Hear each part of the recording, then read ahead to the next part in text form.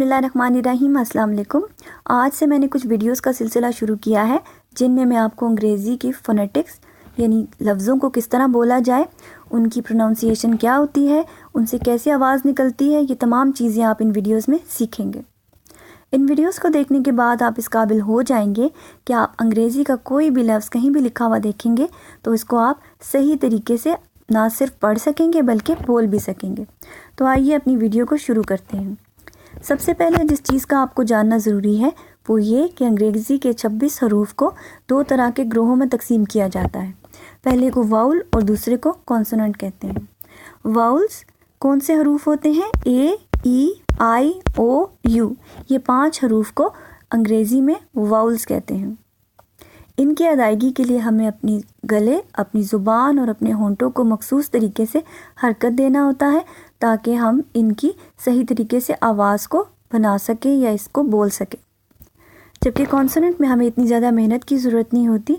इनके बोलने का मखसूस अंदाज है, जैसे B, C, D, F, G, H, J, K, L, M, N, P, Q, R, S, T, V, W, X, Y, Z या जेड।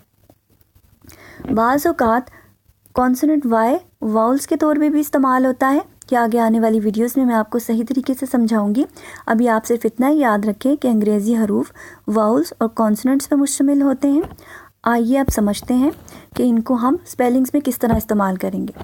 सबसे नंबर 1 पे आप देखें ए और एन, यानी वाउल ए और कॉन्सोनेंट एन को हम किस तरह बोलेंगे। अगर किसी स्पेलिंग में भी देखेंगे तो इसको हम एन बोलेंगे, एन। ठीक है, आइए कुछ लफ्ज़ सीखते हैं। एंट, ठीक है, ये लफ्ज़ कैसे बना? एन, मैंने आपको बताया ए एन, एन की आवाज़ निकालता है। जब इसके साथ हमने एक और हर्फ टी लगा दिया तो ये एक बामानी लफ्ज़ बना एंट च्यूंटी, एंट च्यूंटी। सी ए एन को कैन पढ़ेंगे आप। सी के की आवाज़ निकालता है अंग्रेज़ी में, और ए एन मैंने आपको बताया एन की, तो लफ्ज़ बना कैन, सकता। नंबर 2 पे देखें ई और डी। अगर किसी भी स्पेलिंग में आपको नज़र आएगा तो आप इसको किस तरह बोलेंगे? एड, एड। आइए कुछ लफ्ज़ बनाते हैं इससे, जैसे बेड कैसे बना? बी और एड। एड मैंने आपको बताया ई और डी कहीं भी लिखा होगा तो आप इसको एड पढ़ेंगे, तो लफ्ज़ बना बी और एड, बेड, बिस्तर। नंबर 2 पे देखें रेड, आर और एड, रेड, सुर्ख। नंबर 3 पे देखें आई और जी। अगर आप किसी जगह स्पेलिंग में इनको इकट्ठा लिखा देखेंगे तो आपने इसको पढ़ना है इग, इग। ठीक है, जैसे मिसाल के तौर पे फिग, एफ और इग से बना हुआ है फिग, यानी इंजीर।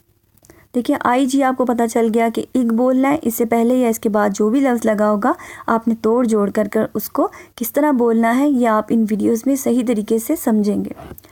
आगे देखिए, इसी इग से पहले अगर आप डब्ल्यू लगा दें तो लफ्ज़ बनेगा विग, मसनूई बाल। नंबर 4 पे देखें ओ और पी ऑप की आवाज़ निकालता है, ऑप। लफ्ज़ इससे कैसे बनेगा? टॉप, टी और ऑप, टॉप, ऊपर। नंबर 5 पे देखें यू और पी अप की आवाज़ निकालता है। जैसे मिसाल के तौर पे सी मैंने आपको पहले भी बताया के की आवाज़ निकालता है, सी यू पी, कप। सी के की आवाज़ निकाल रहा है और उसके बाद आपने अप लगा दिया तो कप, प्याला। नंबर 6 पे देखें यू और जी अग की आवाज़ निकालता है। ठीक है, आए इससे कुछ लफ्ज़ सीखते हैं। इसी अग को आप देखिए, अगर इससे पहले बी लग जाएगा तो लफ्ज़ बनेगा बग, बी और अग वर्ड बनेगा बग, खटमल। रग, आर और यू जी अग, रग, कालीन। नंबर 7 पे देखें ए और आर किसी भी स्पेलिंग में नज़र आए तो वो आर की आवाज़ निकालता है। ठीक है, जैसे फार एफ और आर से बना हुआ है, फार, दूर। वार डब्ल्यू और आर से बना है, वॉर, जंग। नंबर 8 पे देखें ए और टी कहीं पे भी आपको स्पेलिंग्स में लिखा नज़र आएगा तो आप इसको एट पढ़ेंगे। जैसे मिसाल के तौर पे आर और एट क्या बनेगा लफ्ज़ रैट, चूहा। सी मैंने आपको पहले भी बताया कि के लिए इस्तेमाल होता है कैट, सी के की आवाज़ निकाल रहा है, और एट कैट। इसी तरह अगर इसी एट से पहले एफ लग जाएगा तो ये वर्ड बनेगा फैट, मोटा। एक बात आपको जहन नशीन करनी है कि पहले आप जो लफ्ज़ बोल रहे थे वो एक वाउल था और दूसरा कॉन्सोनेंट था, लेकिन अगर दो वाउल्स किसी जगह पे इस्तेमाल हो रहे हों किसी स्पेलिंग में, तो तब आपने ये बात जहन नशीन करनी है कि आपने पहले वाउल को सही तरीके से अदा करना है और उसी की आवाज़ उस लफ्ज़ को, यानी उस जो आप लफ्ज़ जिसमें दो वाउल्स इस्तेमाल हो रहे हैं उनमें आपने पहले वाले वाउल की आवाज़ को सही तरीके से निकालना है और वही उसकी सही मखसूस आवाज़ होगी। जैसे ईट को ई एट नहीं पढ़ेंगे बल्कि आप इसको ईट पढ़ेंगे, क्योंकि इसमें वाउल ई और वाउल ए दो वाउल्स हैं, तो ये पहले वाले की आवाज़ निकाल रहा है ई की, साथ में टी लगा तो ईट, ईट। अगर आपको नहीं समझ आया तो ये मैंने एक और भी मिसाल यहाँ पे लिखी हुई है, जैसे एरोप्लेन। एरोप्लेन के स्पेलिंग में भी देखें वाउल दो इस्तेमाल हो रहे हैं, शुरू में ए और ई।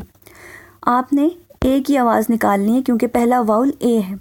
ए की आवाज़ निकाल रहा है, एरोप्लेन, हवाई जहाज़। उम्मीद करती हूँ कि आपने इस वाली वीडियो से बहुत कुछ सीखा होगा। इसी तरह मैंने वीडियो को छोटा रखने के लिए आपको कम मिसालें दी हैं। अंग्रेज़ी का अखबार अभी से उठाएं, उसमें से स्पेलिंग्स को देखें जो मैंने आपको स्पेलिंग समझाए हैं। इस तरह से कोई भी लफ्ज़ आपको मिलता है उसको पढ़ने की कोशिश कीजिए। उम्मीद करती हूँ कि आप इंशाल्लाह बहुत जल्द सही तरीके से इंग्लिश पढ़ना सीख जाएंगे। अपना ढेर सारा ख्याल रखिएगा।